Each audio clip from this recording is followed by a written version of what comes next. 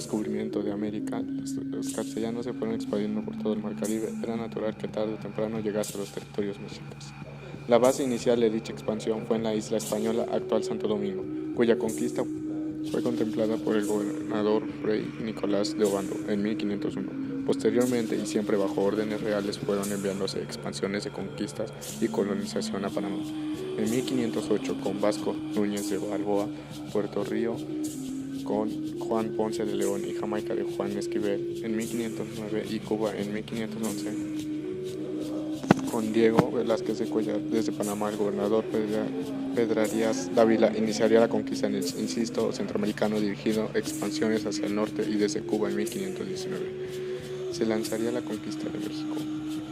La primera vez, aproximadamente por el año de 1511, que se tiene constancia documentada de la presencia de españoles en la zona de Yucatán fue debido al naufragio de la caravela que viajaba hacia Santo Domingo y que fue arrastrada por una gran tormenta y terminó estrellándose contra las costas mayas de Yucatán. Los viajeros y tripulantes de la calavera que no murieron en el naufragio fueron capturados y sacrificados por los indios mayas, excepto Jerónimo de Aguilar y Gonzalo Guerrero, que lograron sobrevivir y que fueron encontrados posteriormente. En 1517, el gobernador de Cuba, Diego Velázquez, envió al capitán Francisco Hernández de Córdoba con 3 naves y 150 hombres navegando las costas de la península de Yucatán y entrando en contacto con los mayas y viendo una de sus grandes ciudades, ante la que quedaron impresionados. Llevaron esas nuevas noticias a Cuba, generando gran expectación, y rápidamente se pusieron en manos a la obra para organizar una nueva expedición. Esta vez el mandato fue entregado al capitán Juan de Grijalva, compuesta de 4 naves y 240 hombres. Partieron en el mes de abril de 1518.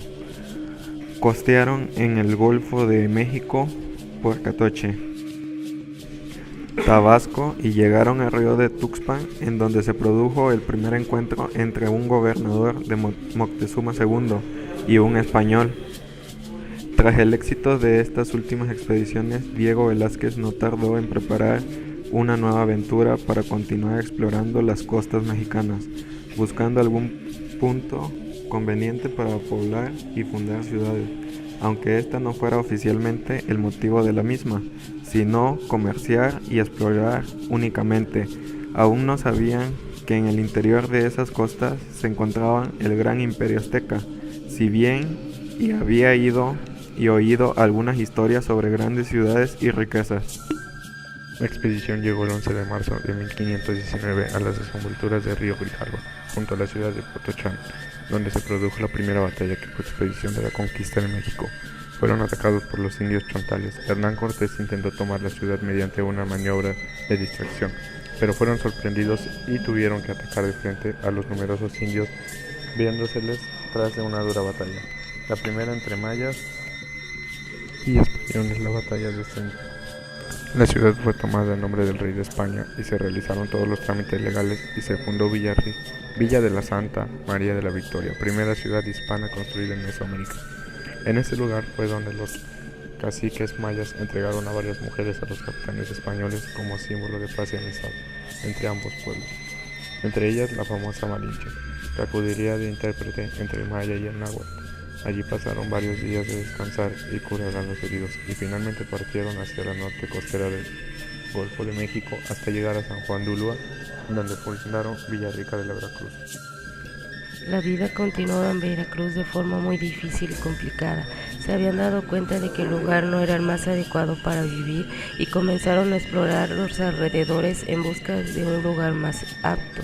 En una de esas exploraciones contactaron con los totonacas, unos nativos mayas tributarios de los mexicas, y estos les invitaron a visitarles en la ciudad de Zempoala y conocer a sus dirigentes.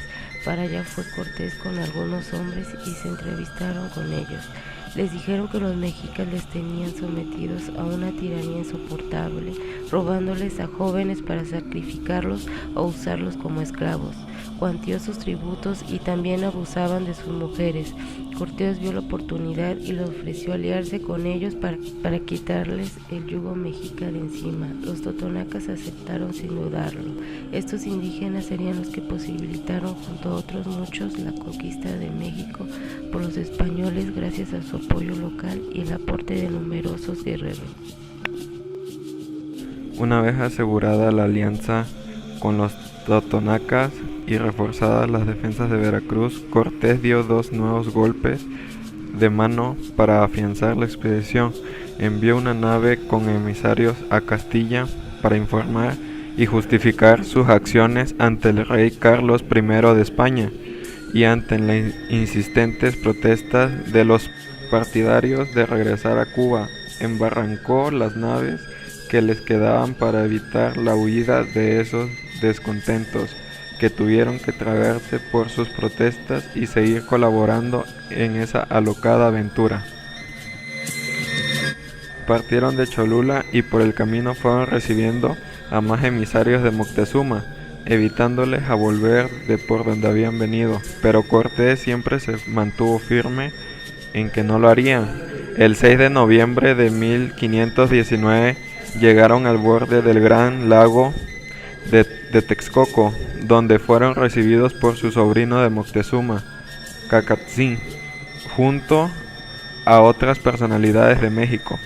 Eran el preámbulo al gran encuentro del capitán general de los españoles, el Tlatoani Mexica, que se produjo el 8 de noviembre de 1519. Se saludaron e intercambiaron regalos y palabras de aprecio, y Moctezuma les envió a alojarse en el palacio. Mientras tanto, entre las tropas españolas empezó a reinar cierta inquietud por frágil situación en este palacio.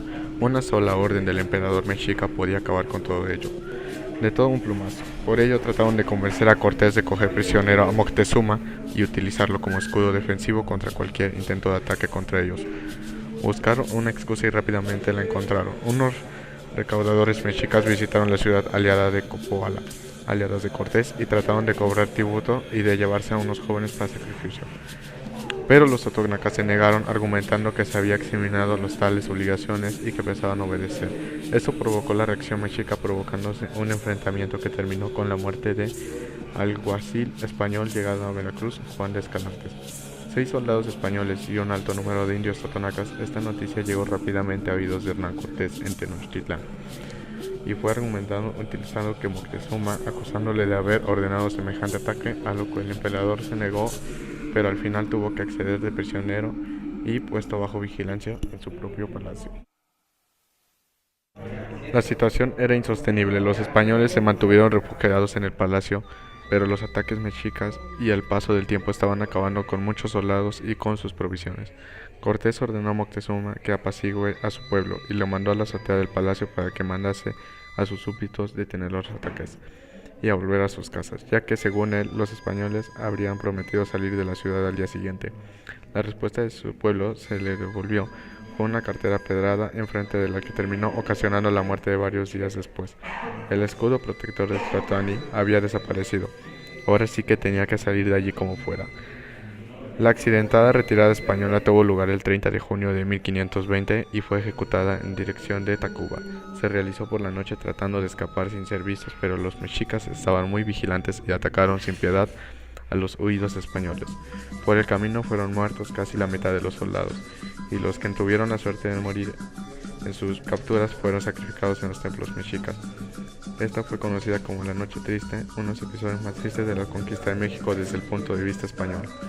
Una vez en Tacuba optaron por pedir auxilio en sus aliados tlaxcaltecos, pero por el camino encontraron un pequeño obstáculo, que se formaba un ejército mexica de unos 400,000 soldados esperando para atacar.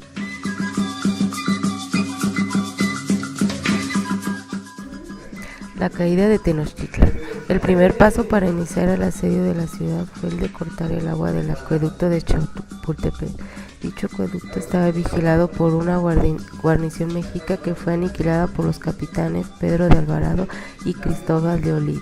Los ataques por las calzadas se encontraron con gran resistencia, ya que no solo se oponían los mexicas ocupándolas, sino que eran apoyados por canoas desde la laguna. Para debilitar esta resistencia, Cortés atacó a dichas canoas y las calzadas con sus 13 bergatenientes. Los combates duraron varios días en que había que ganar metro a metro las calzadas, y cuando se ganaba ese metro, las construcciones que había se derruían para que no sirviesen de refugio a los mexicas. Viendo los avances y la virulencia de la batalla, Cortés envió 3 emisarios mexicas capturados para ofrecer la paz a Cuauhtémoc, pero este lo rechazó. La guerra era a vida o muerte. Cuando los españoles junto a los tlaxcaltecas y los totonacas llegaron a la zona del Templo Mayor, la suerte ya estaba echada. Cuauhtémoc intentó huir en una canoa, pero fue capturado por soldados españoles. Tenochtitlan había caído y con ella se contemplaba la conquista de México, creándose un nuevo territorio llamada Nueva España.